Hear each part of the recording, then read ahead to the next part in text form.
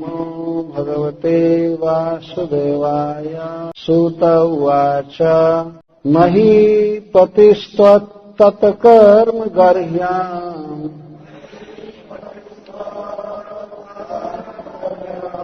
विचिन्तयन् आत्मकृतं सुदुर्मनः।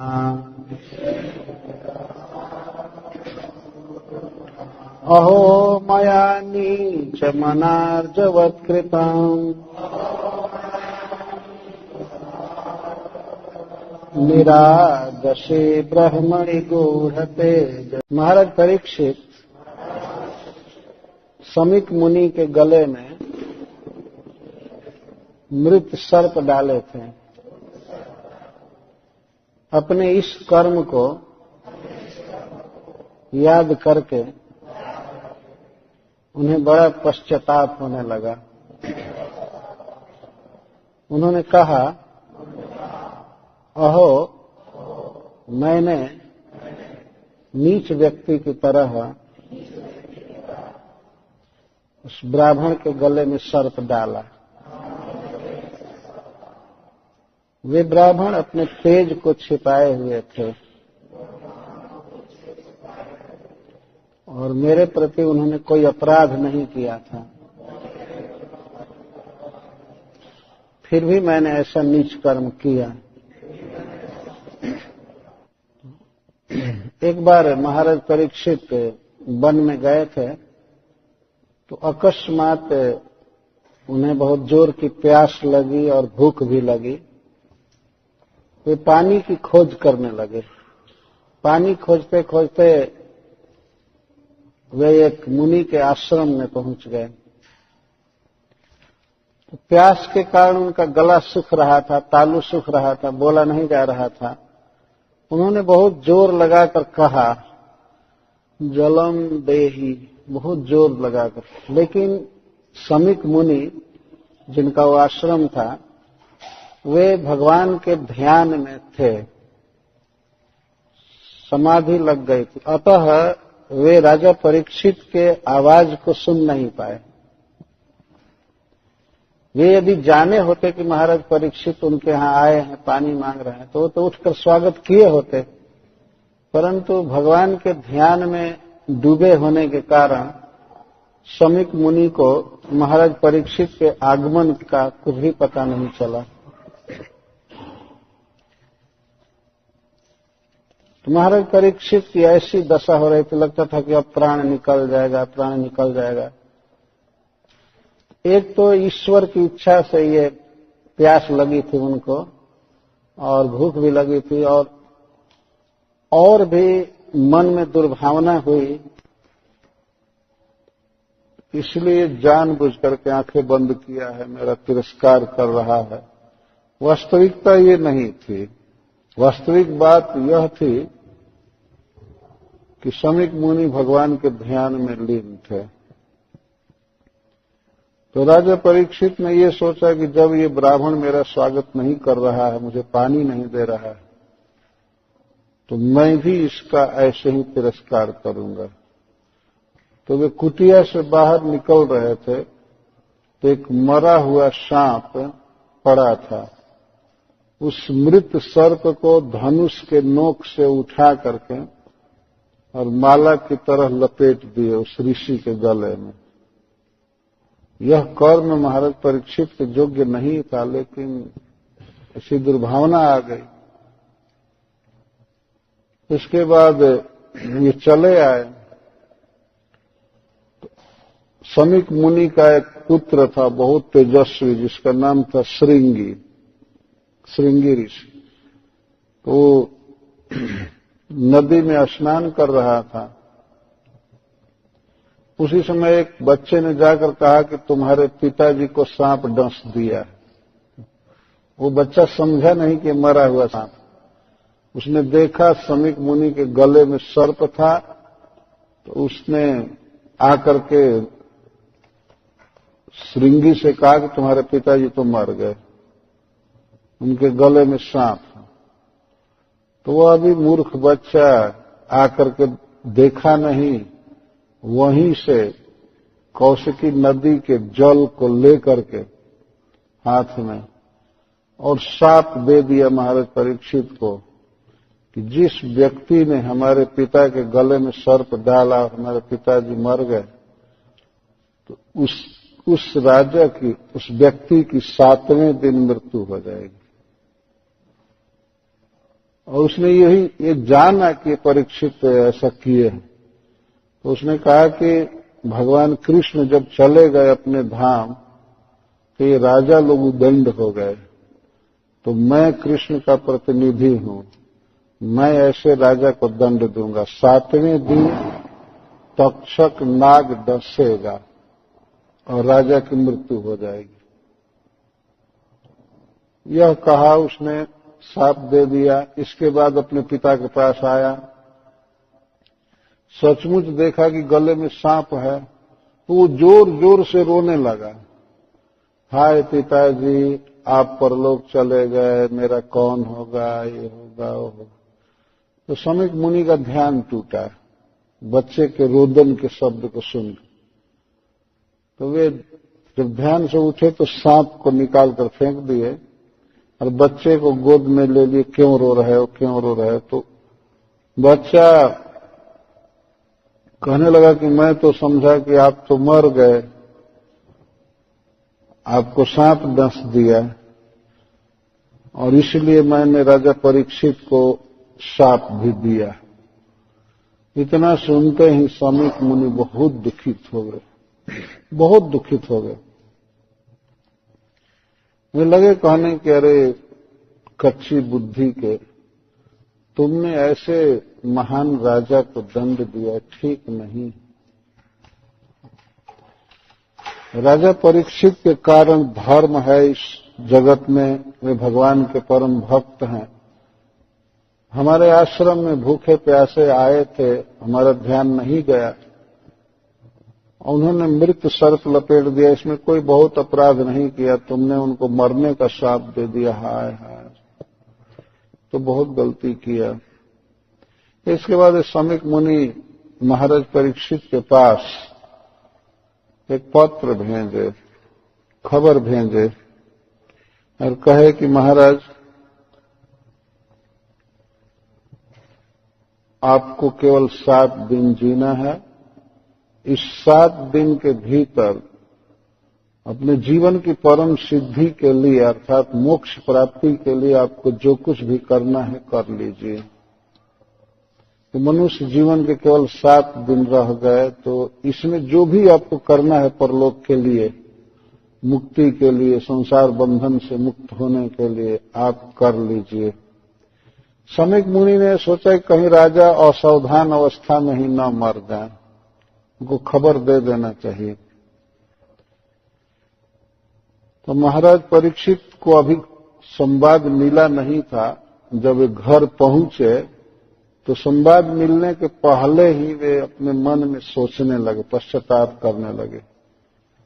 कोई बड़ा व्यक्ति कुछ गलती कर बैठता है तो उससे बाद में अनुताप होता है, पश्चाताप होता है, ये अभी एक बड़प्पन है। और छोटे लोग कोई भी अपराध कर लेते हैं तो फिर वो मानते भी नहीं है कि हमने गलती किया। अगर कोई उनको कहे भी कि तुमने गलती किया तो उसका औचित्य वे ठहराते, क्या गलती किया, मैं ठीक किया। लेकिन महाराज परीक्षित अपने आप अफसोस करने लगे।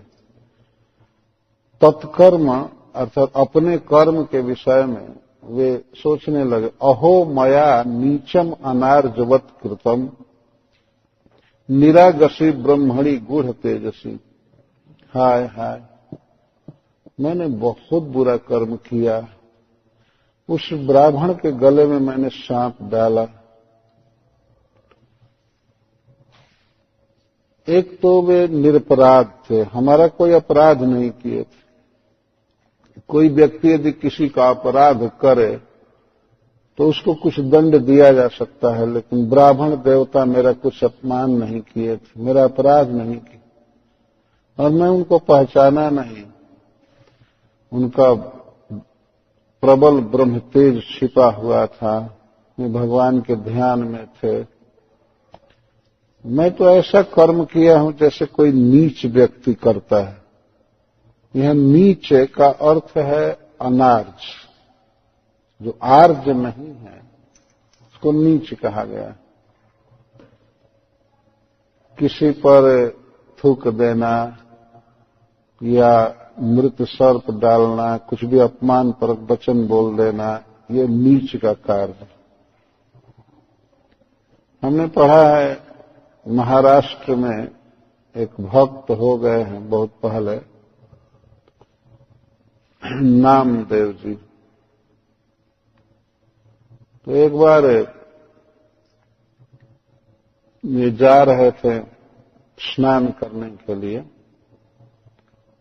मुझे याद नहीं गोदावरी में या चंद्रभागा में, गोदावरी में स्नान करने जा रहे थे। तो रास्ते में एक यवन की हवेली थी।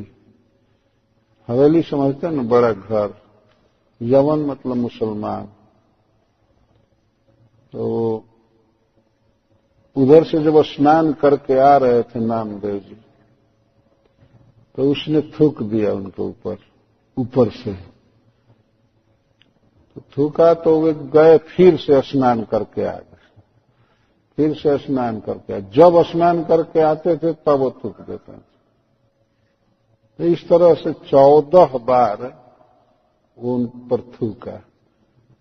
तो 14वीं बार जब स्नान करके आए तो उसका मन बदल गया। देखा कि वो कितने बड़े साधु हैं, मैं कितना नीच कर्म किया। तो आकर के चरण में गिरा।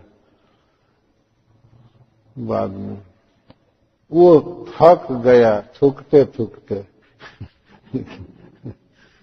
और 14 बार स्नान। इसको कहते हैं नीच, नीच अनार्ज।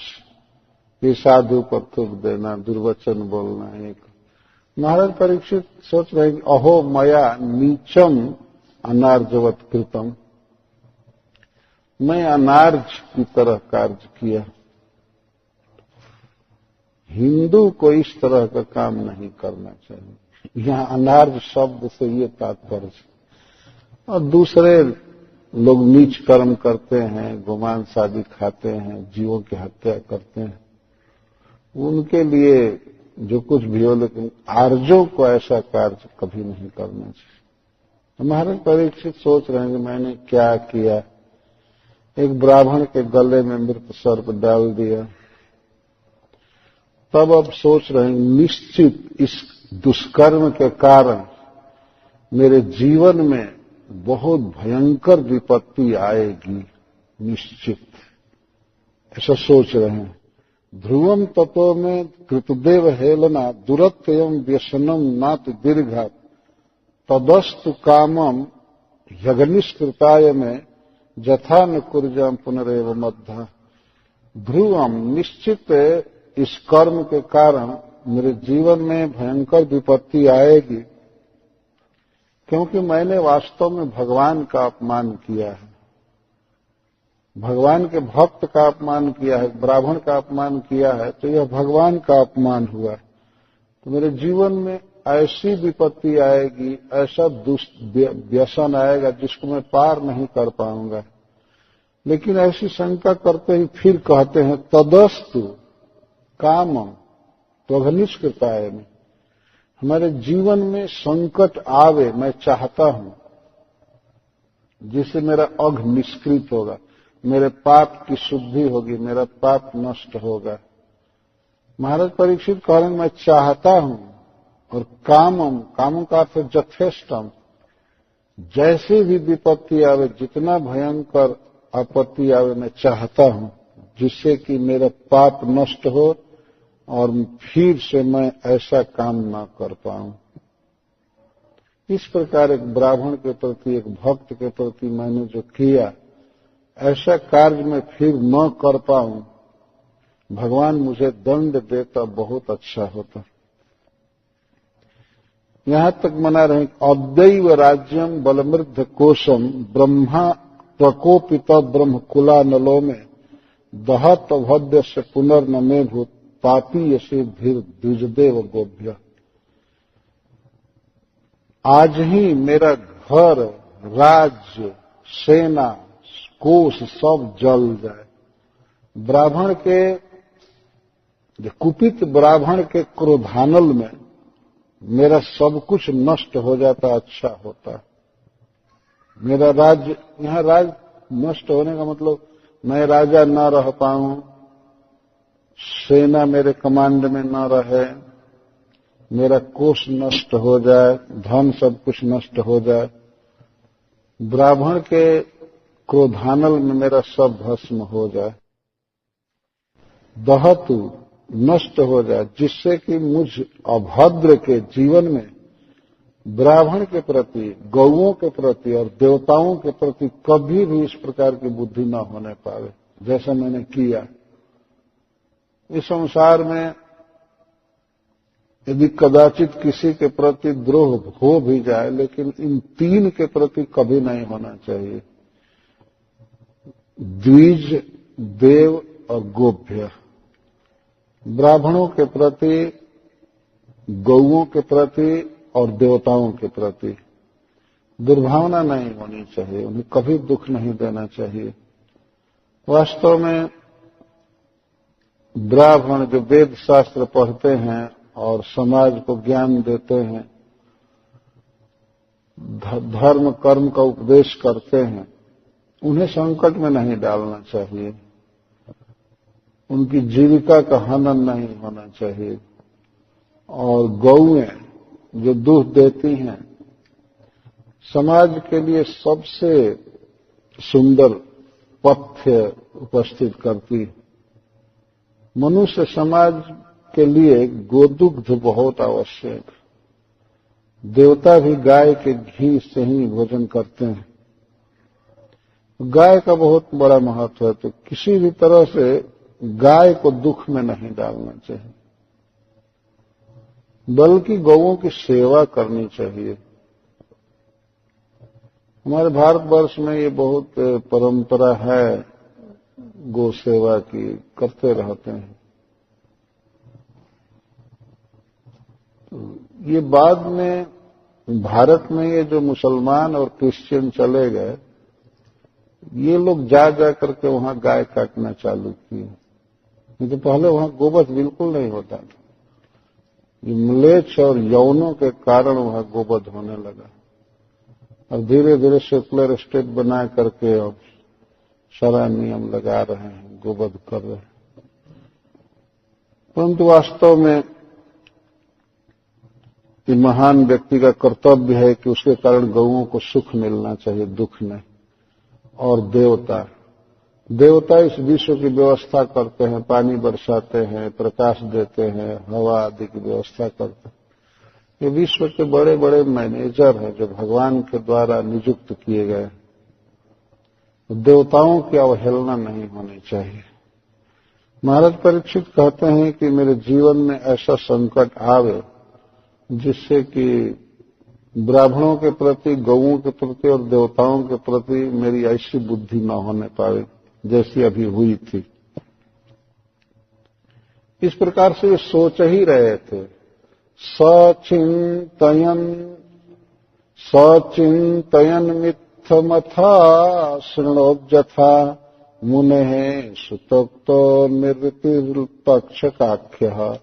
स साधु मेने न चिरेण तक्षका नलम प्रसक्तस्य विरक्ति कारणम। इस प्रकार वे सोच रहे थे कि हमारे जीवन में कोई संकट आवे, कुछ हो, तब तक उन्होंने सुना। स इत्थम चिंतयन अथ अशृणोत, उन्होंने सुना। क्या सुना? मुने सुतोक्त, मुनि के पुत्र द्वारा कहा हुआ निर्वृत्ति, मृत्यु।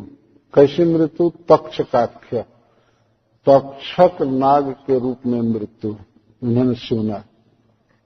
तक्षक एक सर्प है जो पाताल लोक में रहता है।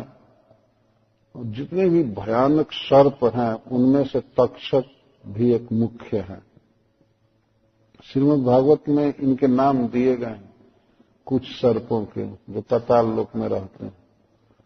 भगवान ने सबकी व्यवस्था बाकी है, कौन कहाँ रहेगा, कैसे कैसे विशाल सृष्टि है। तो तक्षक ब्राह्मण के श्राप से प्रेरित होगा और वो आकर के 7वें दिन डसेगा। महाराज परीक्षित ने ये सुना तो साधु में ने महाराज परीक्षित बहुत प्रसन्न हो गए ये सुन करके। जब उन्होंने सुना कि समीक मुनि के पुत्र ने हमें श्राप दिया है, 7वें दिन तक्षक हमें डसेगा, तो साधु मैंने, साधु का अर्थ बहुत अच्छा, मैंने का अर्थ माने, बहुत अच्छा माने, अपना सौभाग्य माने, क्योंकि न चिरेण तक्षका नलम प्रसक्त विरक्ति कारणम। महाराज ने सोचा कि मैं राज्य में आसक्त हूं, भोगों में आसक्त हूं, देह में आसक्त हूं, तो तक्षक का विषानल, तक्षक के विष की अग्नि मेरे विरक्ति का कारण होगा। बहुत अच्छा, बहुत अच्छा। मैं इस तरह से राज्य में आसक्त था। महाराज परीक्षित भगवान कृष्ण के लोक में जाना चाहते थे, इस पृथ्वी पर रहना नहीं चाहते थे। वास्तव में जो जीव भगवान के भक्त नहीं है, माया बंधन में है, वो तो यही रहना चाहते हैं, चाहे दुख हो, कुछ भी हो, भगवान के धाम में जाना चाहते ही नहीं। ईसाई कहते हैं अगर आज ही भगवान के पार्षद आवे और यहां शिकागो में कुछ लोगों को कहें कि चलिए भगवान बुलाए हैं आपको, तो आदमी कहेगा अभी नहीं, हमको थोड़ा घर का एडजस्टमेंट करने दो, कुछ दिन के बाद चलेंगे, लेकिन अभी मत ले जाओ।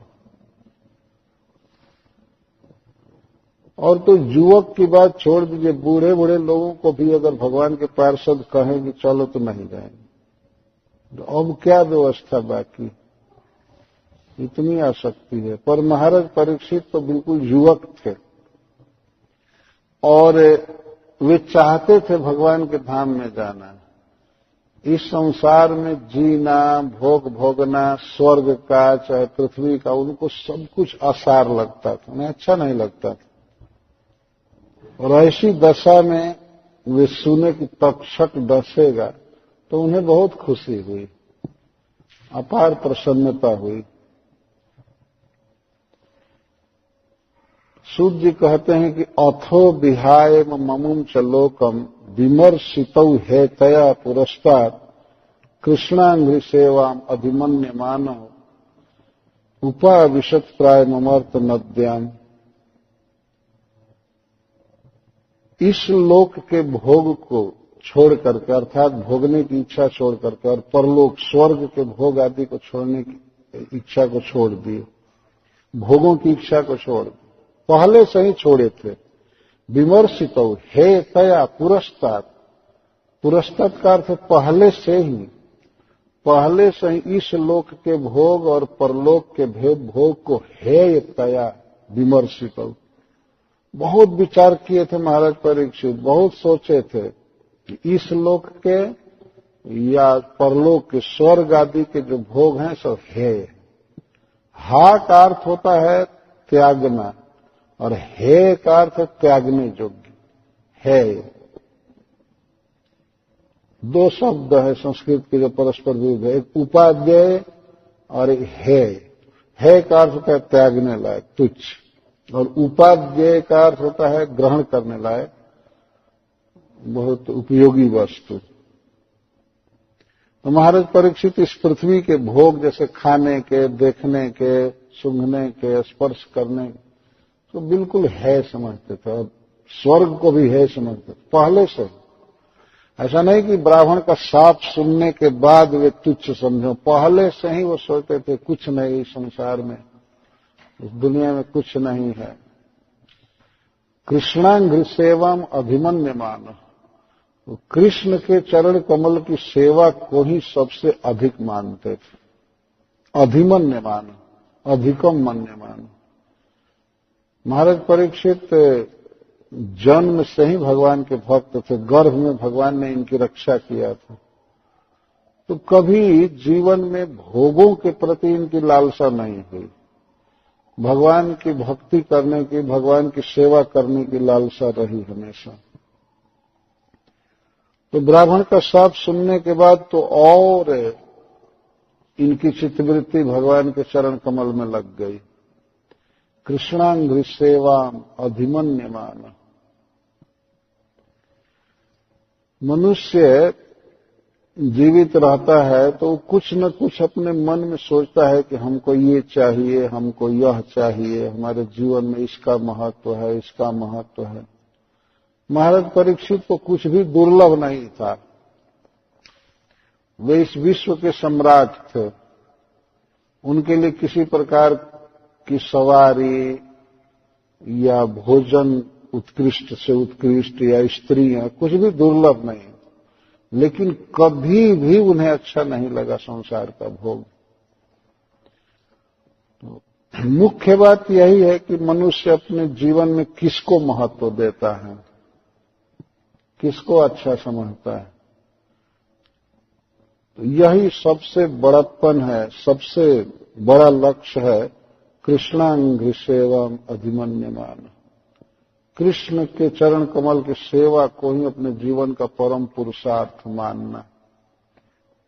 महाराज परीक्षित ऐसे परिवार में जन्म लिए थे कि शुरू से ही इनको एक ट्रेनिंग थी, शुरू से ही भगवान को ही महत्व देना। इनके पूर्वजों ने, युधिष्ठिर आदि ने भगवान को ही महत्व दिया। वे कुछ भी संकट में पड़े, विपत्ति में, वनवास में, कहीं भी, पर कृष्ण को उन्होंने नहीं छोड़ा। कृष्ण को सर्वोपरि महत्व दिया। एक बार की घटना है, जब कुरुक्षेत्र का युद्ध होना निश्चित हो गया, तब कृष्ण से युद्ध में सहायता के लिए अर्जुन गए और दुर्योधन भी गए द्वारका। पहले के क्षत्रिय लड़ने के लिए तैयार रहते थे युद्ध के लिए। कोई निमंत्रण देता था उनको तो उनको खुशी होती थी कि हमको निमंत्रण मिला है इस पक्ष से युद्ध करने के लिए। तो भगवान श्री कृष्ण भी एक विश्व प्रसिद्ध योद्धा थे, क्षत्रिय थे, तो इनके पास भी निमंत्रण लेकर गए। युधिष्ठिर महाराज का निमंत्रण लेकर अर्जुन गए और दुर्योधन तो स्वयं गया। लौकिक दृष्टि से भगवान श्री कृष्ण दुर्योधन के समधी भी लगते थे। दुर्योधन की पुत्री का विवाह भगवान के पुत्र से हुआ था, बहुत निकट का संबंध।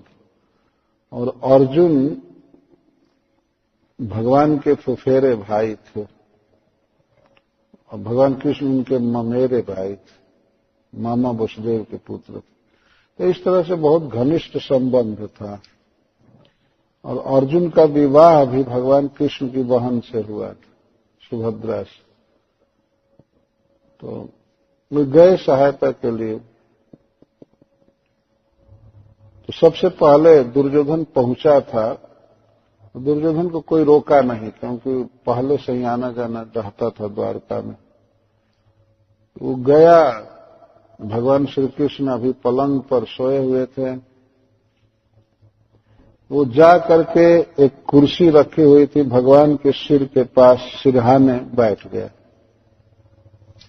वो सोचा कि मैं समधी हूं, बराबर हूं इनके तो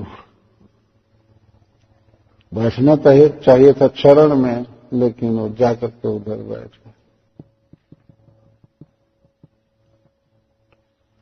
अर्जुन बाद में पहुंचे।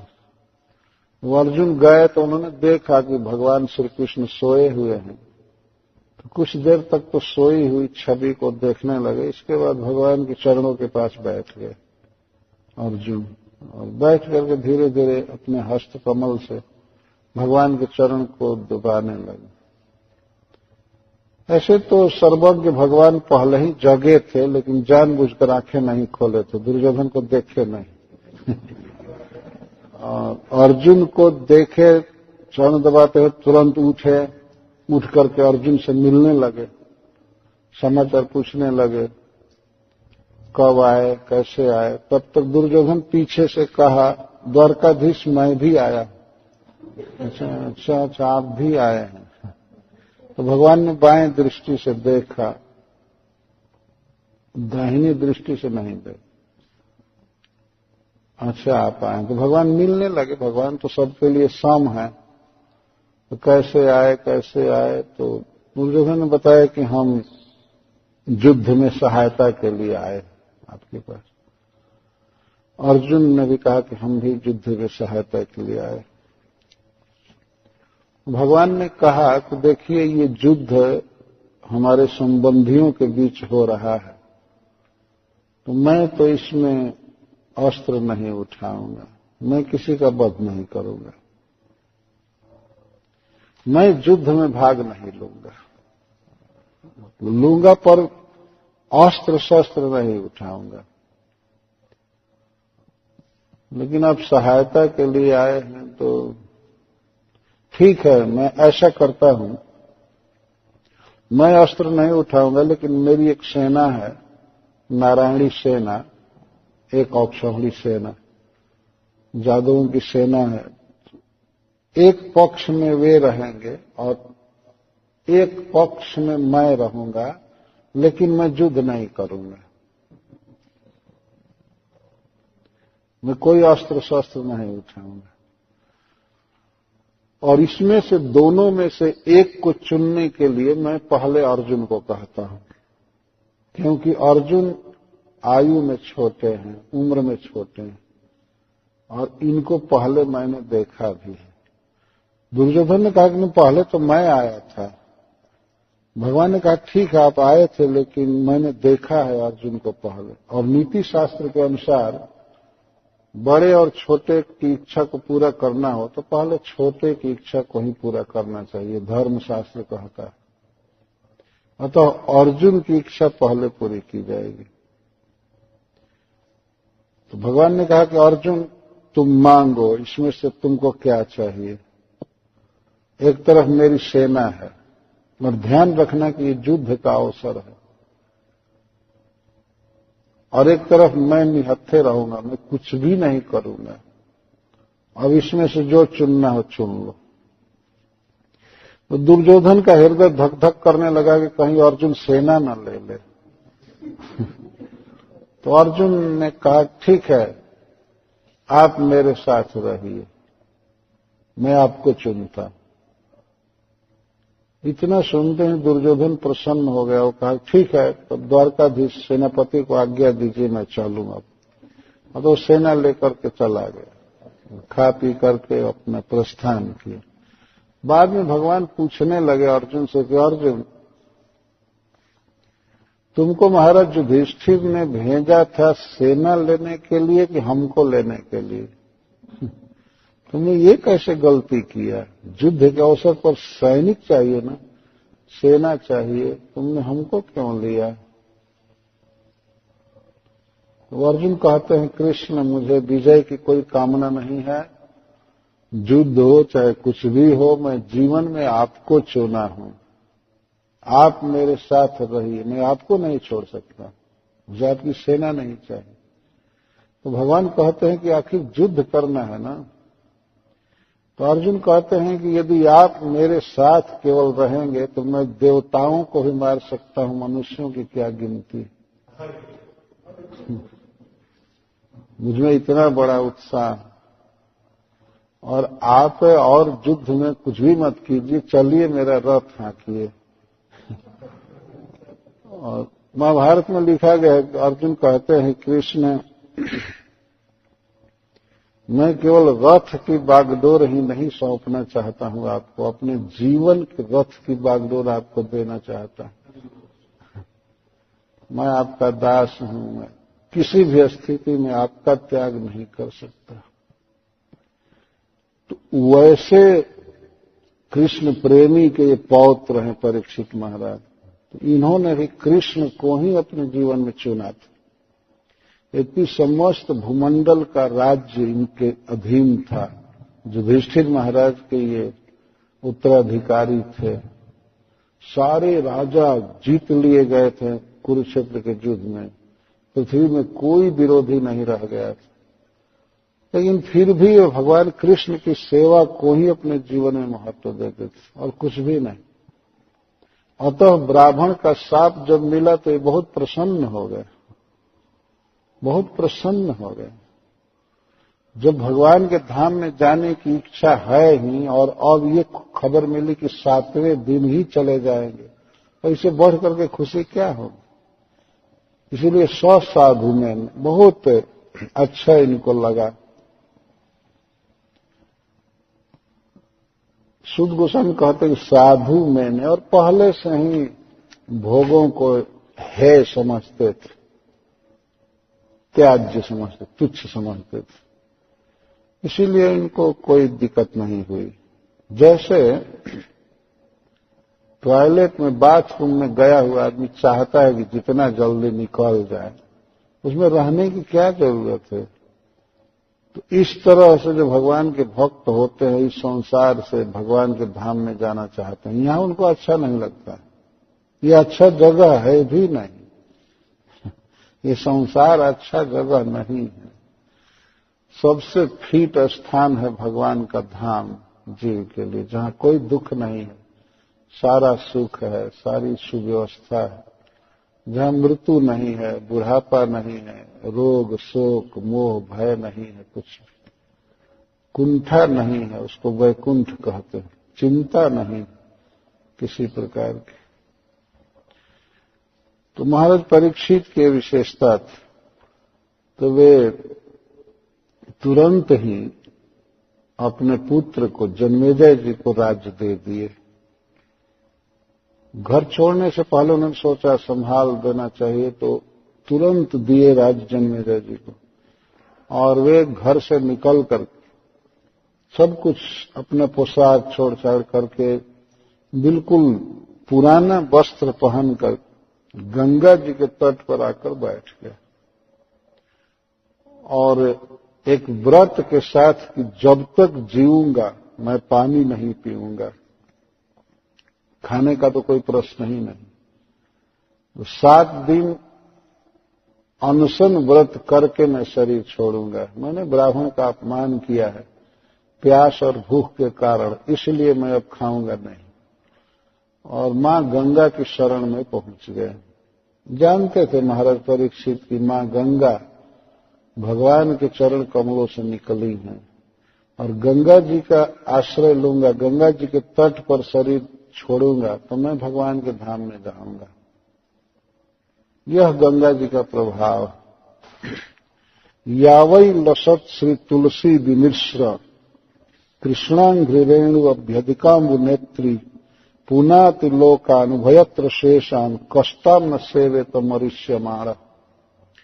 सूत गोस्वामी कहते हैं कि श्री गंगा जी के जल में भगवान के चरण कमलों का पराग बह करके आता है। जिस समय भगवान वामन देव अपने पैर को ऊपर बढ़ाए थे बहुत जोर से, तो एक पैर को तो नीचे बढ़ाए थे नापे को ऊपर जब जनलोक महरलोक तपलोक सप्तलोक को लांघता हुआ भगवान का चरण कमल प्रकाश देता हुआ बढ़ रहा बहुत जोर से, तो ब्रह्मांड के जो कौभर हैं वो कौभर फट गया भगवान के मारने से पैर से। तो कारण समुद्र का जल चूने लगा फट करके, वो स्पिरिचुअल वाटर। तो भगवान के चरण कमल को धो करके बहुत वेग से धारा चूने लगी। तो श्री ब्रह्मा जी ने देखा उनके लोक का अंधकार नष्ट हो गया ब्रह्मा जी भगवान के चरण नख की ज्योत्सना से।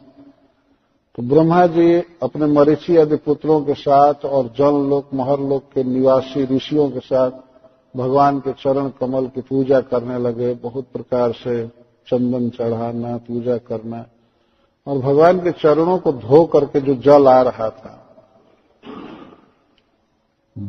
स्पेशली ब्रह्मा जी ने धोया भगवान के चरणों को, तो उसमें वही जल जो है गंगा जी कहा गया।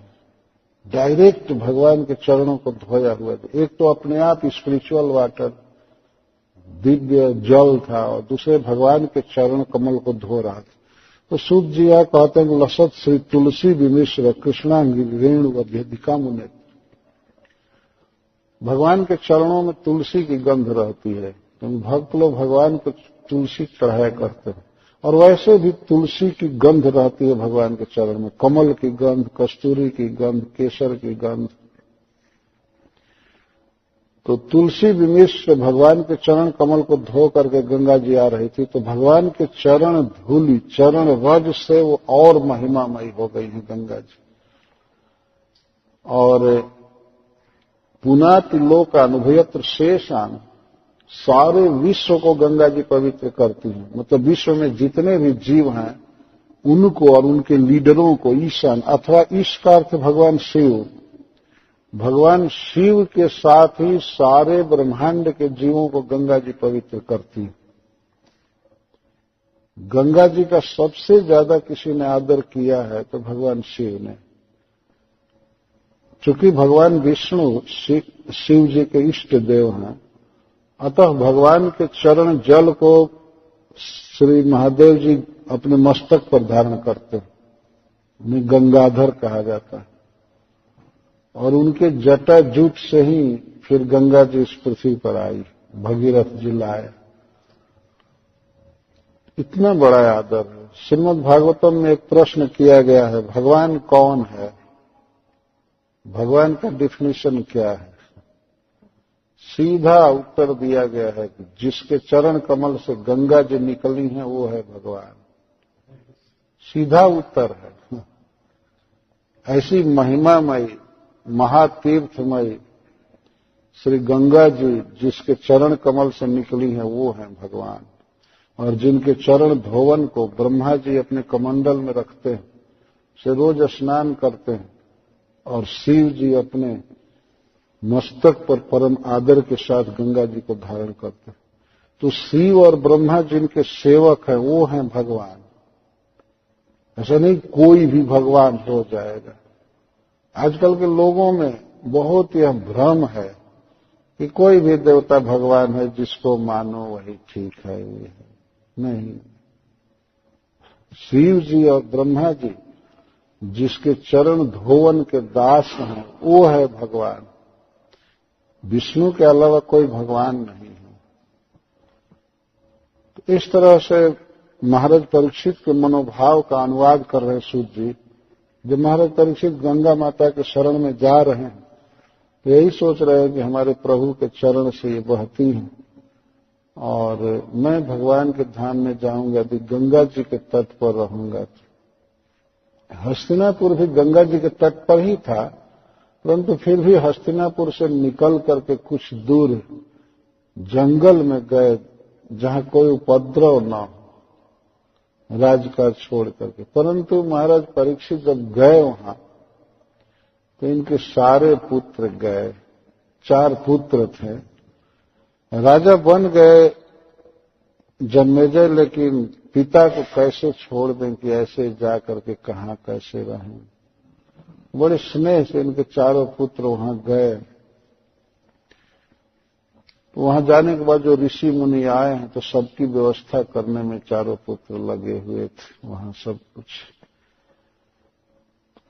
कस्तान सेवेत मनुष्य मारा, सूत जी कहते हैं कौन ऐसा व्यक्ति है जो मरने की हालत में हो और वो गंगा जी का सेवन नहीं करेगा। कस्तान न सेवित, कौन नहीं सेवन करेगा। इसका मतलब कि जो 1 नंबर का बेवकूफ होगा, मूर्ख होगा, वही गंगा का सेवन नहीं करेगा। बुद्धिमान ऐसा कौन है जो सेवन नहीं करे। और वह भी जिसको ये पता लग जाए कि अब हमारे जीवन के कुछ ही दिन या कुछ ही वर्ष रह गए, तो ऐसा व्यक्ति क्यों नहीं गंगा जी का सेवन करेगा। सेवन करने का मतलब गंगा जी का पानी पीना, गंगा जी में स्नान करना, गंगा जी के किनारे ही रहना। यह बहुत बड़ा भाग्य है उन लोगों का जिन्हें गंगा जी और जमुना के किनारे रहने को मिलता है। श्री गंगा जी का और जमुना जी का संबंध भगवान से डायरेक्ट है। जमुना जी के तट पर भगवान ने लीला किया है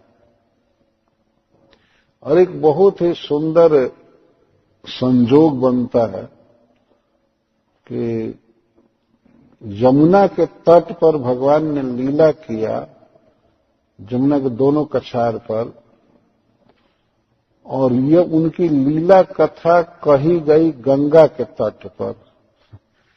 भागवत गंगा जी के तट पर हुआ। सनकादिक ऋषि ने भागवत किया था भक्ति देवी को पुष्ट करने के लिए, ज्ञान वैराग के लिए, तो गंगा के तट पर किया था। आनंद वन एक जगह है, हरिद्वार में ही है वो। और हमारा भी बहुत बड़ा भाग्य है कि उसी स्थान पर मैं भागवत कहता हूं। तो उसको आनंद वन कहते हैं। वहां पर भागवत हुआ था। और दूसरी बार महाराज परीक्षित गंगा जी के तट पर भागवत सुना। मुझे बात हरिद्वार में याद आ रही थी कि भगवान ने जमुना जी को धन्य किया, तो शायद गंगा जी रो रही थी कि हमारे तट पर भगवान ने लीला नहीं किया। तो भगवान ने व्यवस्था, कोई बात नहीं, मैं लीला किया जमुना के तट पर, लेकिन मेरी लीला की कथा होगी गंगा के तट पर। तो इस तरह से भगवान ने व्यवस्था दिया। गंगोत्री से लेकर के गंगा सागर तक जमुना जी, गंगा जी के तट पर कितनी कथाएं होती रहती हैं भगवान की, गिना नहीं जा सकता। और जमुना के तीर पर तो होता ही है। मीरा जी ने राजस्थान से गाया था, चल मन गंगा जमुना तीर, गंगा जमुना निर्मल पानी शीतल होत शरीर। बार बार वो गाई थी, मनोरथ करती थी कि हरे मन चलो गंगा और जमुना के तट पर। ये मनोरथ होना चाहिए और अवसर मिलने पर, भगवान की कृपा से सुविधा मिलने पर जमुना जी पर जाना चाहिए वृंदावन में, और गंगा जी के तट पर जहां तक। महाराज परीक्षित अपने जीवन में गंगा जी की शरण लिए। इति व्यवच्छिद्यस पांडवेयः प्रायोपवेशं प्रति विष्णुपद्याम् दद्धौ मुकुन्दांघ्रिमनन्य भाव मुनि व्रतो मुक्त समस्त संग। इस प्रकार अपने जीवन में निश्चय करके महाराज परीक्षित आमरण अनशन का निश्चय किए और विष्णुपदी के तट पर बैठे। सबसे पहले वो गए, गंगा जी में स्नान किए बहुत देर तक, और इसके बाद आकर के बैठे। भगवान श्री कृष्ण के चरण कमल को हृदय में पकड़ लिए। दधौ, दधौ का अर्थ ध्यान करने लगे या रख लिए। मुकुंदांघ्रि, मुक्ति के दाता, प्रेम दाता भगवान श्री कृष्ण के अंघ्रि, अंघ्रि का अर्थ चरण, चरण को दधौ पकड़ लिए। पकड़ लेने का मतलब भगवान के चरणों का ध्यान करने लगे। अनन्य भाव, अन्य किसी भी वस्तु या व्यक्ति में उनका भाव नहीं था, केवल भगवान कृष्ण में था अनन्य भाव। इसका अर्थ है कोई चिंतन नहीं हो रहा था, कुछ भी सोच विचार में नहीं थे। भगवान के सुंदर श्री विग्रह का ध्यान होने लगा, मन लग गया पूरा। मुनि व्रत और मौन हो गए।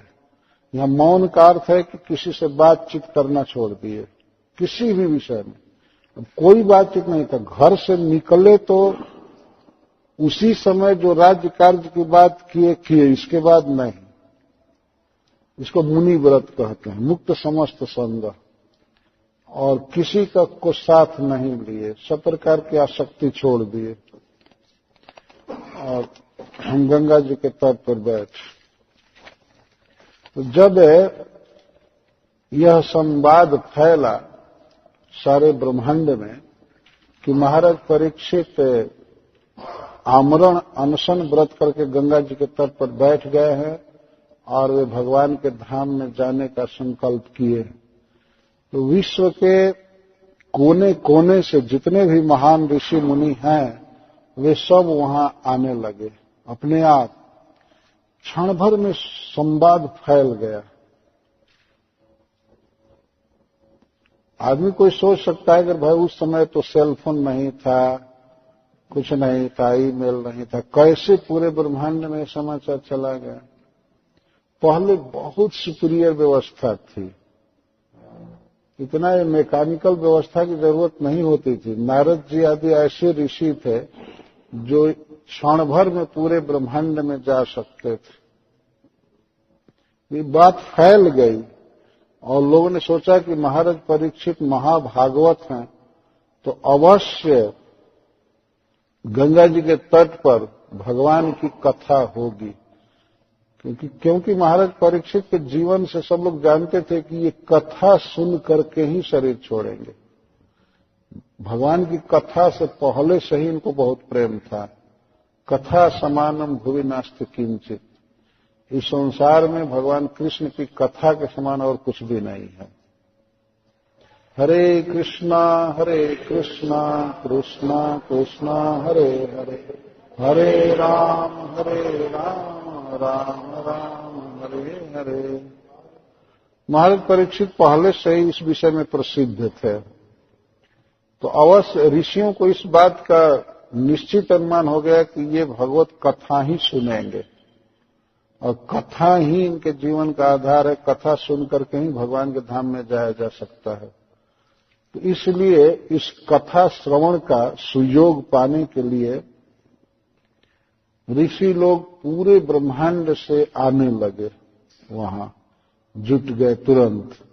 उनके परम पवित्र नाम यहाँ गिने जा रहे।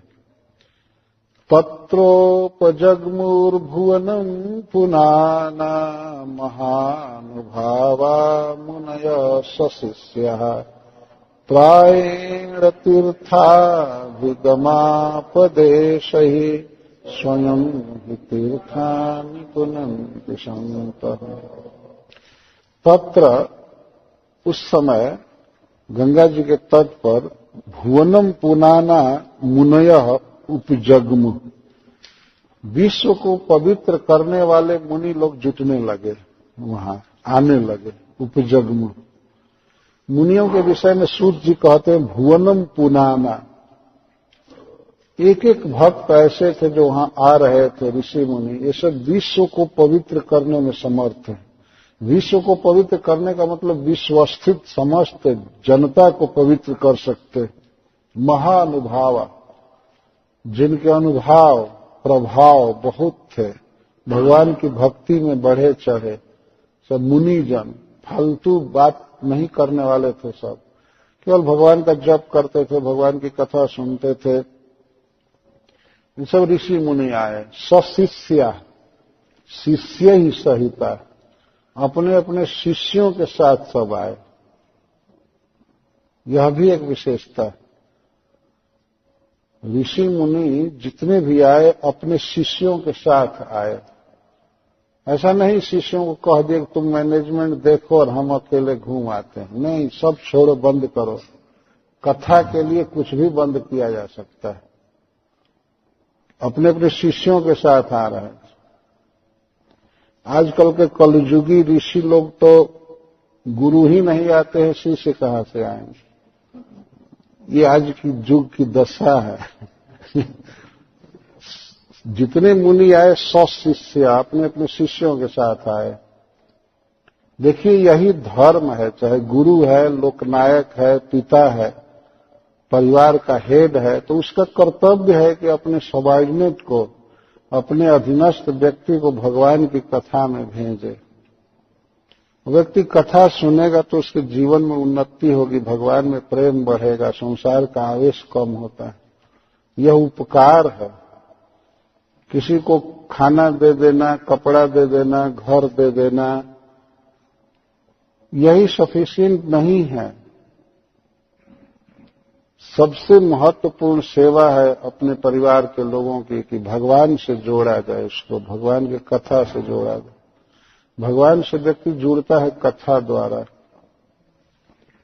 आप यहां देख रहे हैं कि जितने भी ऋषि मुनि आए हैं वे सब शिष्यों के साथ आए। सशिष्य, उनको शिष्य कहे होंगे कि गुरुदेव हम भी चलेंगे, हम भी सुनेंगे, तो कहे ठीक है सब बंद करो आश्रम, चलो, यही कहे होंगे। वास्तव में भक्ति के लिए आश्रम है, आश्रम के लिए भक्ति नहीं की जाती है। मठ मंदिर जो भी है, इनका इंड क्या है? भगवान की कथा सुनना, भगवान का जप करना, भक्ति करना, इसके लिए सब मठ मंदिर है। मठ मंदिर संवारने के लिए भक्ति नहीं की जाती है। मठ मंदिर संवारा जाता है भक्ति के लिए, भक्ति प्रयोजन, और भक्ति में कथा श्रवण सबसे श्रेष्ठ, नाम कीर्तन श्रेष्ठ। इसीलिए सब ऋषि मुनि आए। प्रायण तीर्थाभिगमापदेश स्वयं ही तीर्था निपुणंत संत। तो यहाँ एक प्रश्न हो सकता है कि वो लोग गंगा स्नान के लिए आए? नहीं, पहले गंगा स्नान के लिए तो आए, लेकिन ऐसे ऐसे मुनि आए हैं जो स्वयं ही गंगा आदि नदियों को पवित्र करने में समर्थ, वो कथा के लिए आए। गंगा जी के तट पर कथा हो रही थी, इसलिए वे आए। तीर्थाभिगमापदेश ही, तीर्थ यात्रा के बहाने संत स्वयं ही तीर्था निपुणंती, संत लोग स्वयं ही तीर्थों को पवित्र कर देते। उनकी ये भावना नहीं होती है कि हम तीर्थ को पवित्र करेंगे, लेकिन उनका प्रभाव ऐसा है कि तीर्थ पवित्र हो जाते हैं। गंगा जी इस पृथ्वी पर नहीं आ रही थी, उसके दो कारण थे। गंगा जी ने कहा कि यदि मैं अपने वेग से पृथ्वी पर गिरूंगी तो पृथ्वी को फोड़कर पाताल में चली जाऊंगी, तो मेरे वेग को, मेरे फोर्स को धारण करने वाला कोई चाहिए। तो उसके लिए भगीरथ जी ने शिव जी को प्रसन्न किया कि आप धारण कीजिए। तो भगवान शिव तुरंत तैयार हो गए, उनका तो सौभाग्य था। लेकिन गंगा जी फिर भी रुक गई। वो कही कि पृथ्वी पर जब मैं जाऊंगी तो दुनिया भर के पापी आकर के मुझ में स्नान करेंगे तो मैं मलिन हो जाऊंगी, मैं अपना पाप कहां धोऊंगी। तो भगीरथ जी ने कहा कि भगवान विष्णु के भक्त आएंगे, आप में स्नान करेंगे, तो उनके स्नान करने से आपका पाप कट जाएगा। तो गंगा जी तैयार हो गए, ठीक है ठीक है ठीक है। तब गंगा जी आई निश्चिंत। तो सूत जी कहते हैं कि ऐसे ऐसे ऋषि मुनि यहां आ रहे हैं जो अपने आगमन से, स्नान के बहाने गंगा जी को भी पवित्र करने में समर्थ। जानते हैं वैष्णवों में, भक्तों में क्यों इतना प्रभाव हो जाता है? एक साधु एक बार वृंदावन में कथा कह रहे थे, तो वो कहते थे कि गंगा जी में और साधु में क्या अंतर है? ये दोनों भगवान के भक्त हैं, दोनों का चरण कमल से संबंध है, लेकिन गंगा जी भगवान के चरण से निकलकर भाग रही हैं, और भक्त कहीं जन्म लिया इधर उधर अमेरिका में चाहे भारत में कहीं, वो वहां से भगवान के चरण में जा रहा है। एक कहीं जन्म लेकर के भगवान के चरण में जा रहा है और दूसरा जन्म लेकर के भाग रही है, तो भागने वाले का प्रभाव तो कम हो ही जाएगा और भक्त जो निकट निकट जा रहा है भगवान के चरण कमल के पास, तो उसका तो प्रभाव बढ़ेगा ही। जो भी हो, गंगा जी परम पावन है भगवान के चरणों से संबंध होने के कारण, और संत महात्मा पावन होते हैं भगवान के चरण कमलों का आश्रय लेकर के। तो संत जन स्वयं ही तीर्थों को पवित्र करते हैं। उनके मन में ऐसी भावना नहीं होती है कि मैं गंगा जी को पवित्र कर दूंगा, ऐसा कभी सोच नहीं सकते, ऐसा तो सोचना भी अपराध है। लेकिन उनका प्रभाव वास्तव में ऐसा होता है कि गंगा जी के तट पर कथा कीर्तन किया जाए, गंगा जी में स्नान किया जाए, भगवान का नाम जप किया जाए, तो गंगा जी भी अनुभव करती हैं कि मेरा पाप कट गया। इस तरह से सोचती।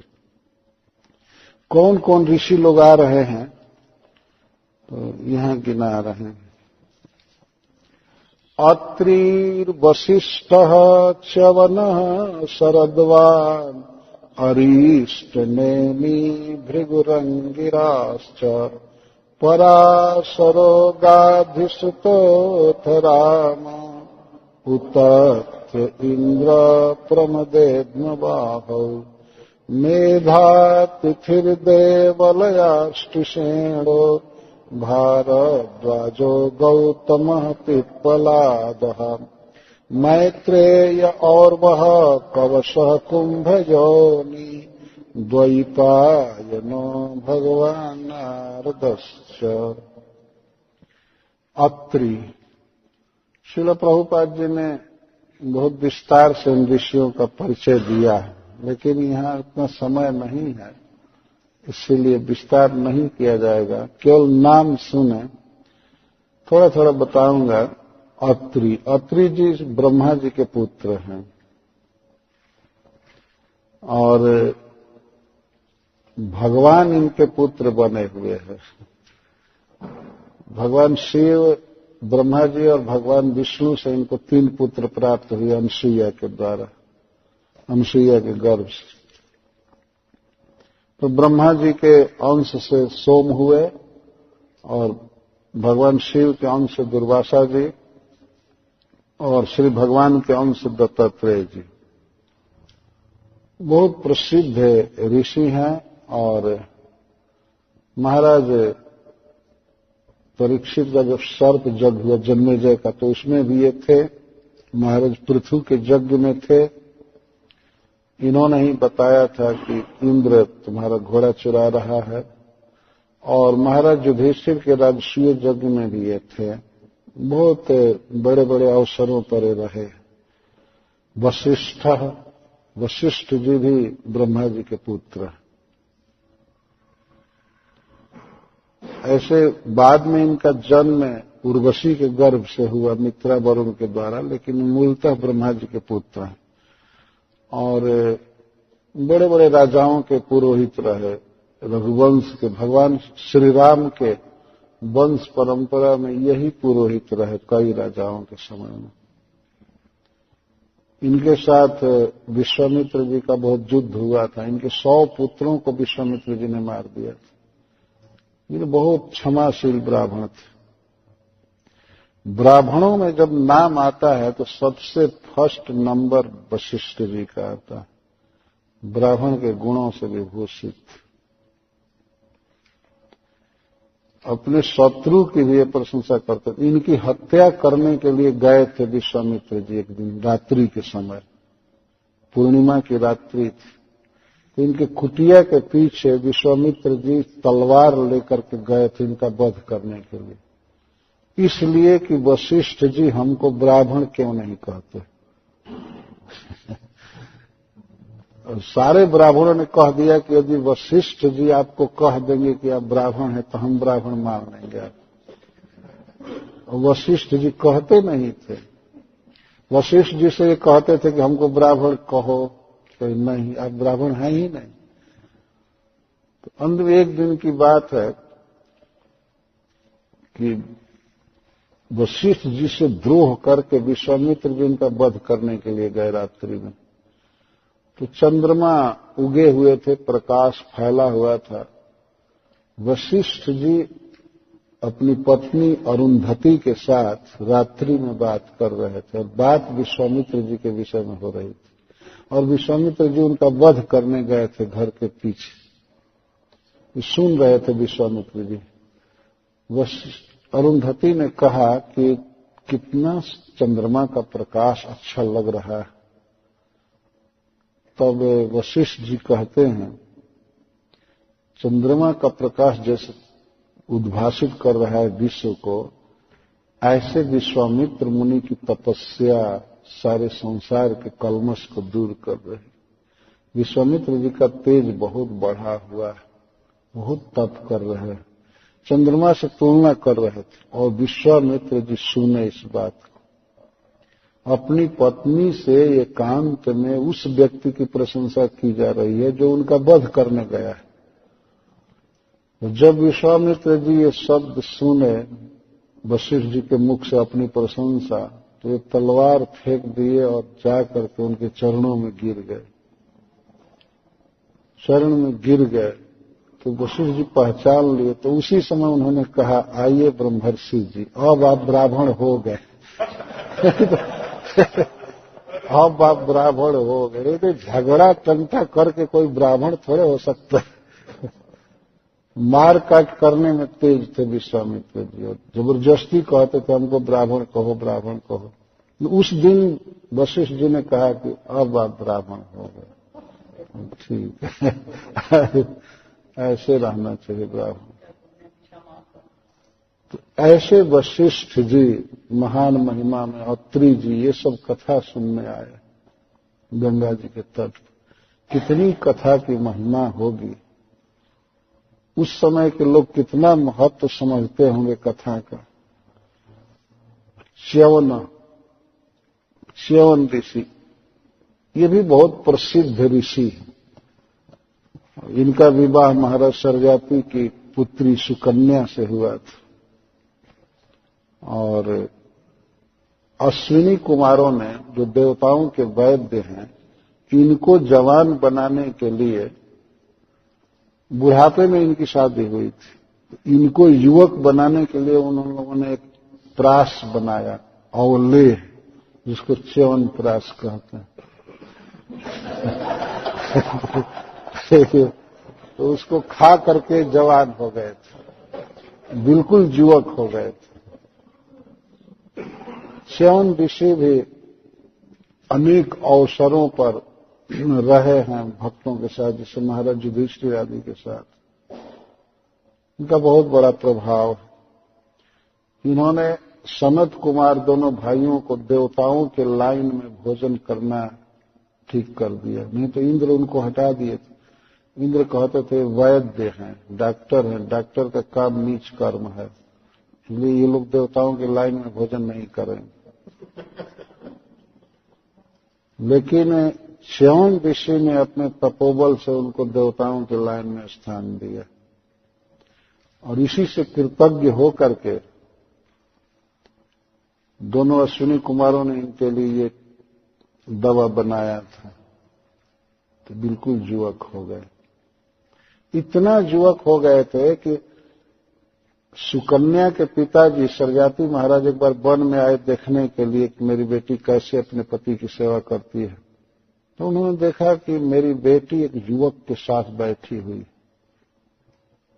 वो तो च्यवन ऋषि थे, लेकिन पहचान नहीं पाए। विवाह करके गए थे तो वो तो बिल्कुल वृद्ध थे च्यवन ऋषि, और जब आए देखे तो एक युवक के साथ बैठी हुई है मेरी बेटी। तो बहुत चिंता में पड़ गए महाराज सरजाति।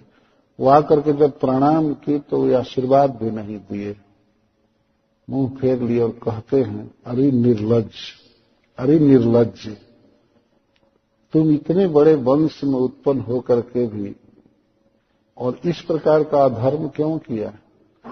लोक वंदनीय मुनि का तुमने त्याग कर दिया, उनको बुरा समझ करके, कुरूप समझ करके, और रास्ता चलने वाले इस नवजुवक के साथ तुम हो गई चीज। तुम अपने पिता के कुल को और अपने पति के कुल को, दोनों को नरक में डुबा दोगी। तुम्हारी मति ऐसे कैसे हो गई? वो तो बोलते जा रहे थे, बोलते जा रहे थे, सुन नहीं रहे थे। तुम्हारी ऐसी अधर्म मति कैसे प्रविष्ट हो गई? हाय हाय, कैसे अपने पति को छोड़ करके इस नवजुवक के साथ रह रही हो? तो वो हंस रही थी सुकन्या। उसने कहा कि पिताजी आपके जमाता हैं, आपके दामाद हैं, यही हैं। तब उसने कैसे कैसे, तब सुकन्या ने कहा कि ऐसे अश्विनी कुमारों ने इनको युवक बनाया है। तब महाराज सरजाति अपनी कन्या का आलिंगन किए बहुत प्रेम से, वो बेटी तुमने बहुत अच्छा किया। तो इस तरह से च्यवन ऋषि समर्थ थे, जो देवताओं को भी भोजन दे सकते थे। वे आए हैं कथा स्थल पर। शरद्वान, शरद्वान कृपाचार्य, कृपाचार्य को शरद्वान कहते हैं। अरिष्ट नेमी एक ऋषि का नाम है। भृगु भृगु जी की कथा बहुत प्रसिद्ध है कि भगवान की परीक्षा लेने गए थे शिव जी की, ब्रह्मा जी की। बहुत महान ऋषि है। इनके चरण चिन्ह को भगवान अपने वक्षस्थल पर धारण करते हैं। एक बार सरस्वती नदी के तट पर एक यज्ञ होने वाला था, तो ऋषियों ने आपस में ये विवाद किया, जानबूझकर के विवाद खड़ा किया। भाई सबसे पहले किसकी पूजा की जाए, कौन सबसे बड़ा है? तो सिलेक्ट करते करते 3 का नाम आया, ब्रह्मा विष्णु महेश। तो इसमें भी आया कि इसमें से कौन बड़े हैं। सभी ऋषि जानते थे, लेकिन लोक में प्रख्यात करने के लिए उन्होंने कहा कि कोई उपाय करना चाहिए, सिद्ध करने के लिए कि कौन वास्तव में भगवान है, कौन ईश्वर है, कौन महान है। तब उन लोगों ने कहा कि भृगु जी जाकर तीनों की परीक्षा कर ले, टेस्ट कर ले कौन भगवान है। भृगु जी तैयार हो गए, ऋषियों के इंस्ट्रक्शन से तैयार हो गए और सबसे पहले ब्रह्मा जी के पास गए। भगवत्ता की पहचान करने के लिए, जिसमें धैर्य होगा, क्रोध नहीं होगा, जो पूर्ण होगा, किसी के सम्मान अपमान का कोई बोध न हो, भगवान वही है ना। जिसको ये आकांक्षा हो कि हमको दंडवत किया जाए, हमको कुछ पैसा मिले, हमको ये मिले, इसका मतलब वो खुद अपूर्ण है ना। वो तो भिखमंगा है, वो क्या भगवान हो सकता है। तो ब्रह्मा जी के पास गए भृगु जी। तो भृगु जी आए, ये पुत्र हैं ब्रह्मा जी के। तो पहले से ही सोचा इन्होंने कि आज प्रणाम नहीं करना है, देखना है कि ब्रह्मा जी कितना पानी में है, प्रणाम नहीं करूंगा। जब मिलते थे तब साष्टांग प्रणाम करते थे, और उस दिन तो एक टेस्ट लेना था उनका। ऋषियों ने बताया होगा कि ऐसे ऐसे परीक्षा लीजिएगा। तो ब्रह्मा जी को प्रणाम नहीं किए। सभा के बीच में ब्रह्मा जी ने सोचा क्या हो गया, क्रेजी हो गया क्या, ये आज प्रणाम क्यों नहीं कर रहा है। हर एक बार प्रणाम करता था, प्रणाम नहीं कर रहा है। क्रोध आ गया मन में। लेकिन दूसरा दुर्गुण आया, मोह। क्रोध के बाद मोह आया। मोह आया कि बच्चा है, ध्यान नहीं गया होगा, अगर मैं इसको डांटता हूं तो मेरी ही बेइज्जती होगी कि अपने पुत्र को ऐसा ट्रेनिंग दी है।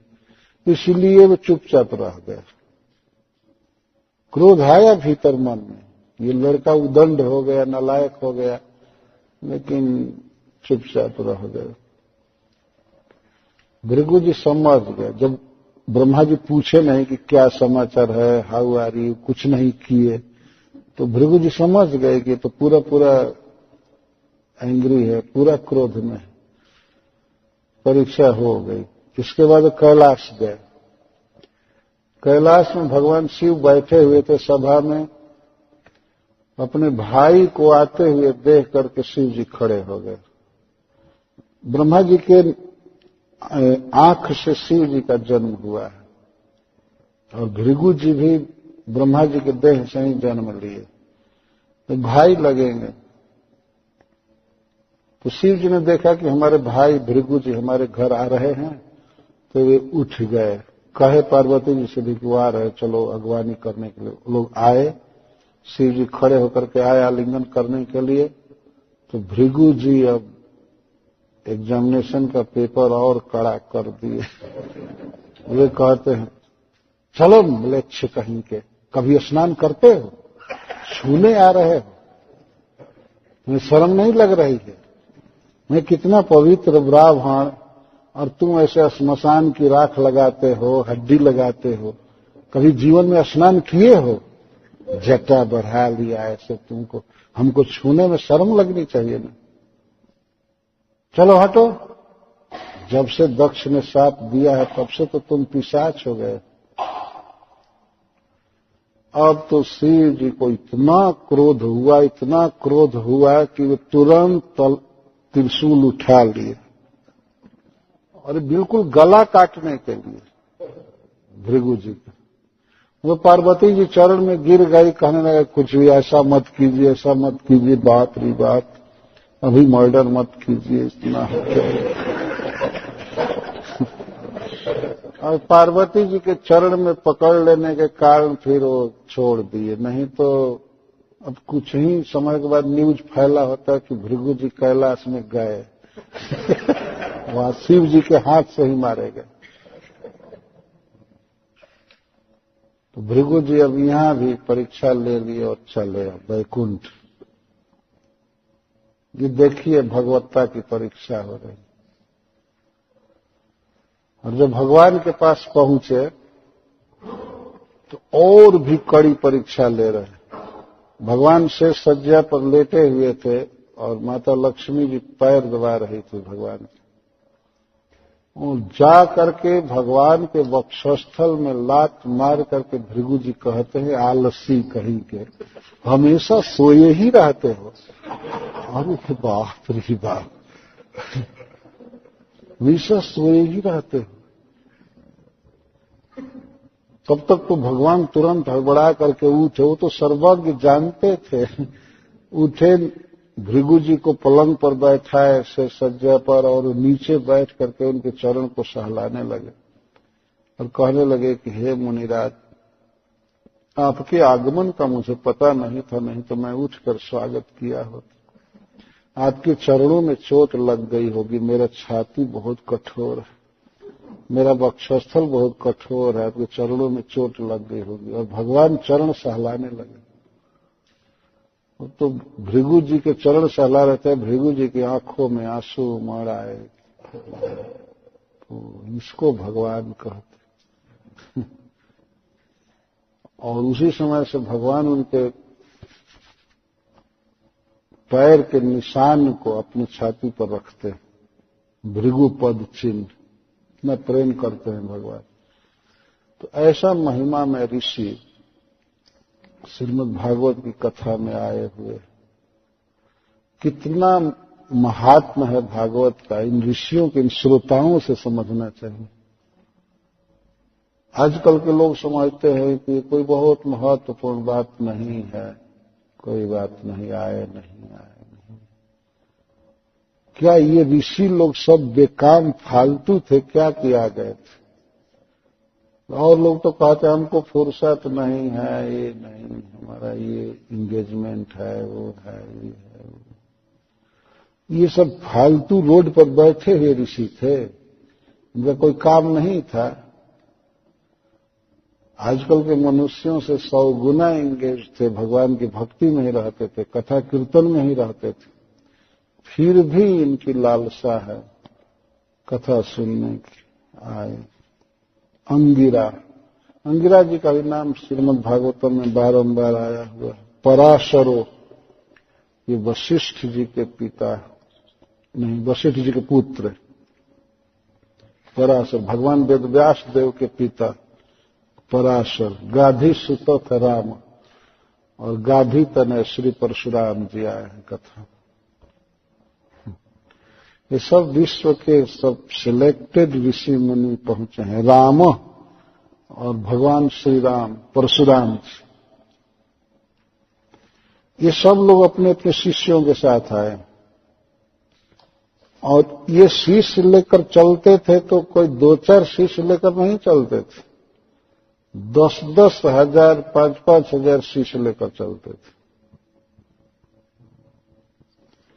और सब जितेंद्रिय थे, भूख प्यास की बाधा नहीं होती थी। ऐसा नहीं था कि अभी होटल मोटल बुक करना पड़े, ये करना पड़े। वो सब रह लेते थे जैसे तैसे।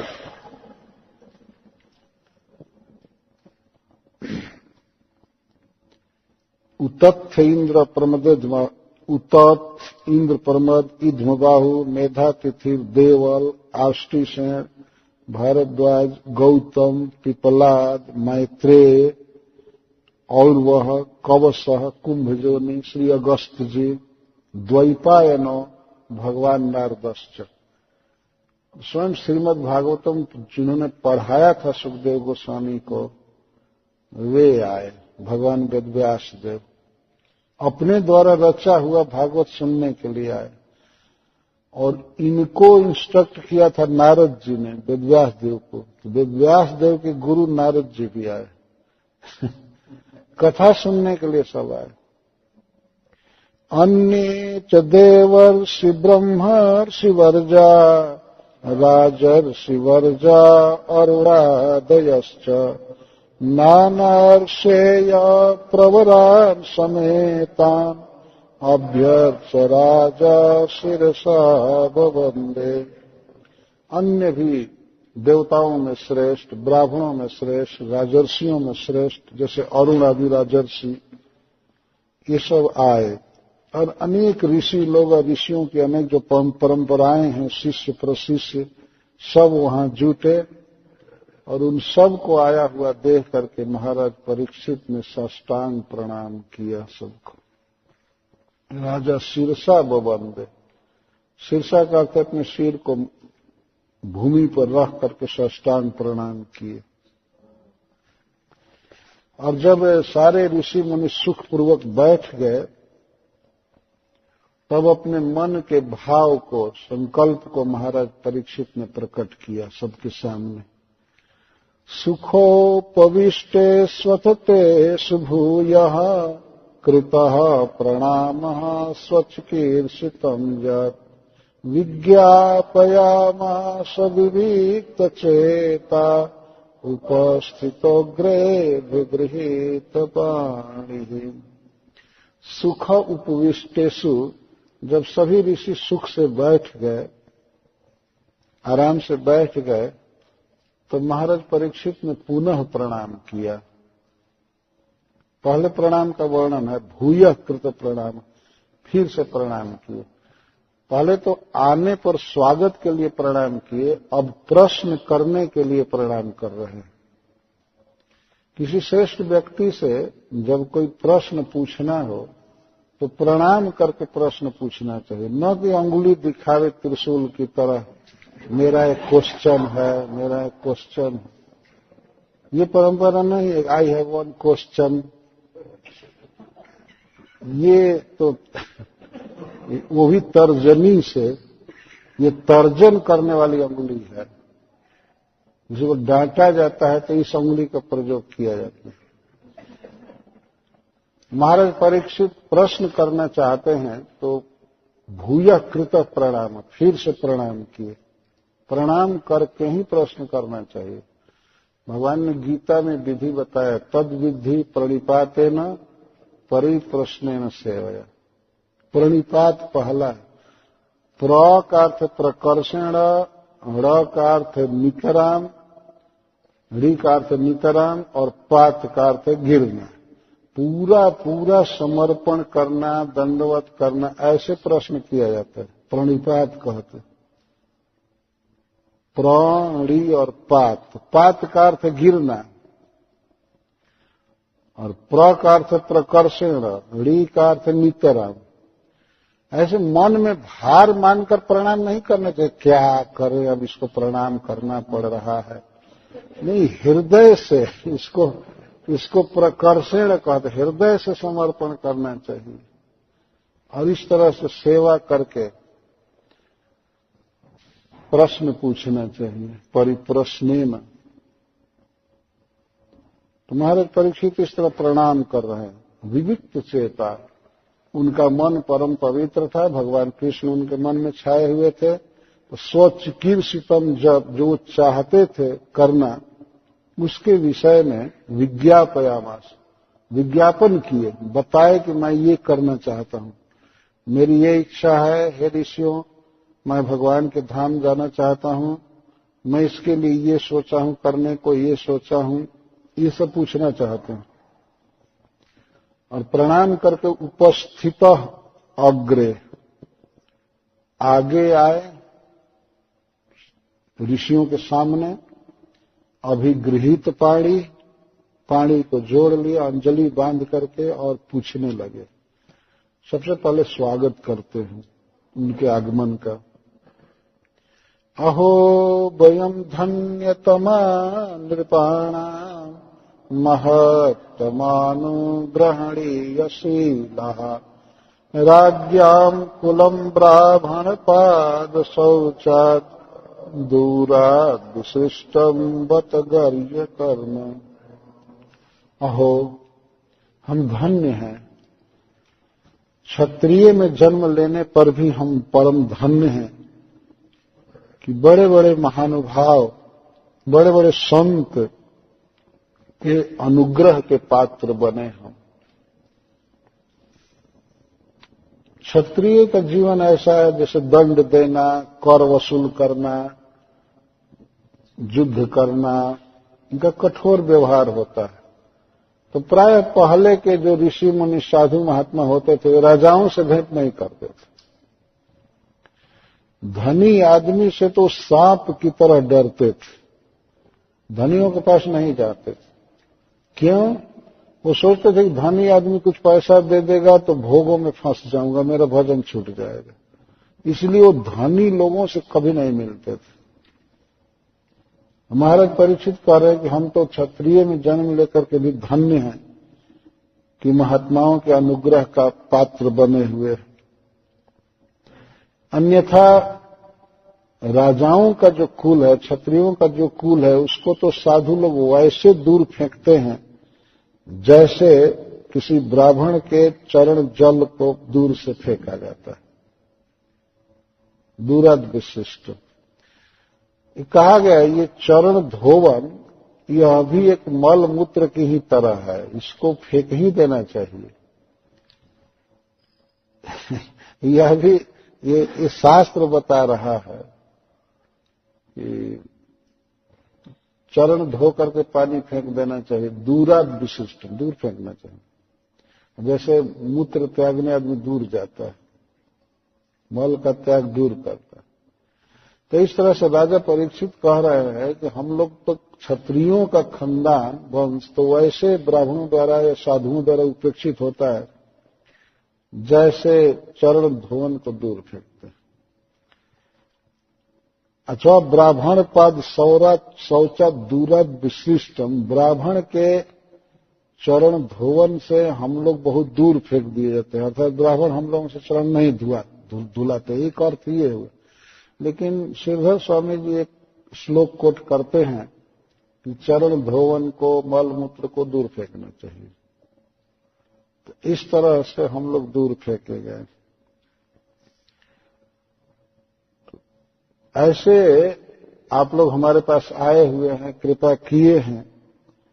मैं तो घर गृहस्थी में आसक्त था, लेकिन ब्राह्मण का साथ जो मुझे मिला तो ये मैं अच्छा समझता हूं। इससे मुझे विरक्ति हुई है, मेरे मन में भय हुआ है। ये सब ऊपर से बात कह रहे हैं, इनको बहुत अच्छा लगा है, लेकिन ऋषियों के सामने अपना निर्णय सुना रहे हैं। कोई ये न उसमें आ जाए ऋषि मुनि करने के लिए, तब महाराज को बचाने के लिए हम विष झाड़ने का कोई उपाय करेंगे, ये करेंगे, इनको बचाएंगे, चाहे इनको लेकर के भाग जाया जाए जहां तक्षक न पहुंचे। महाराज परीक्षित ने सब मना कर दिया कि नहीं नहीं नहीं, कोई ऐसा न करे। एक वर्णन आता है महाभारत में, एक ऋषि आए और वो कहे कि हम आपको मरने नहीं देंगे, सांप आएगा तो सांप को स्तंभित करने की विद्या मेरे पास है, वो काट ही नहीं सकेगा। महाराज परीक्षित ने कहा नहीं, ये करना ही नहीं है, हमें शरीर छोड़ना है। मैं जानता हूं कि भगवान जो पर और अवर के ईश हैं, जो छोटे बड़े सबके ईश्वर हैं, भगवान श्री कृष्ण, वही ब्राह्मण के साथ के रूप में मेरे पास आए हैं। मैं जानता हूं, मुझे पूर्ण विश्वास है।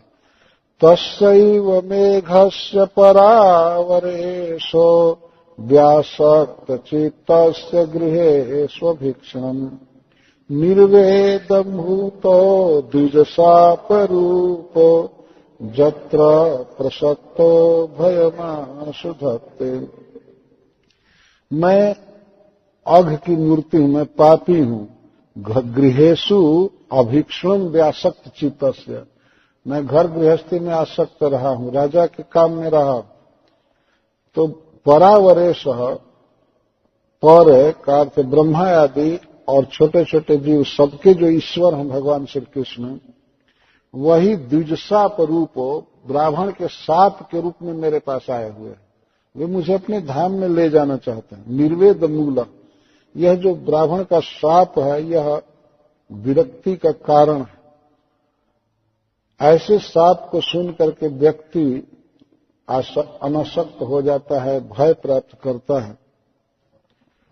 तो मैं चाहता हूं कि वह तक्षक मेरे पास आवे और मैं ऐसी स्थिति में मैं आपके शरण में हूं। तम मोपयातम प्रत्यंतु विप्रा, तम मां उपयातम, मैं आपके शरण में आया हुआ हूं। आप प्रतियंतु, आप हम पर विश्वास कीजिए, मैं पूर्ण हृदय से आपकी शरण में हूं। और गंगा च देवी धृतचित्तमी से, मैं मां गंगा की शरण में हूं और आप लोगों की शरण में हूं, भक्तों की शरण में हूं और गंगा की शरण, ये कह रहे हैं। आप जब आए हैं कृपा करके मेरे जीवन के अंतिम दिनों में यहां पर, तो आप मुझे अपना सेवक समझिए, आपकी शरण में हूं और गंगा जी की शरण में हूं। और मैंने अपना चित्त भगवान कृष्ण के चरण कमल में रख दिया है। धृतचित्तम ईशे, ईशे का अर्थ परमेश्वर है। भगवान श्री कृष्ण में मैंने अपने चित्त को धर दिया है। अब इस दशा में द्विजोपसृष्ट कुहकश तक्षकोवा, ब्राह्मण के द्वारा प्रेरित तक्षक मेरा वध कर दे, मुझे दंश दे, या अन्य किसी प्रकार से मेरी मृत्यु हो, मुझे कोई चिंता नहीं है। मेरे जीवन में केवल एक ही अभिलाषा है कि मैं भगवान की कथा सुनते हुए शरीर त्याग दूं। इसलिए आपके चरणों में प्रार्थना है कि आप सब भगवान की गाथा गाइए, कथा कहिए। ऋषि लोग आपस में कुछ कानाफूसी कर रहे थे कि क्या किया जाए, महाराज को क्या करना चाहिए, क्या करना चाहिए। इसी पर महाराज ने कहा कि कोई कुछ भी विचार न करे, आप लोग भगवान विष्णु की, कृष्ण की गाथा गाइए।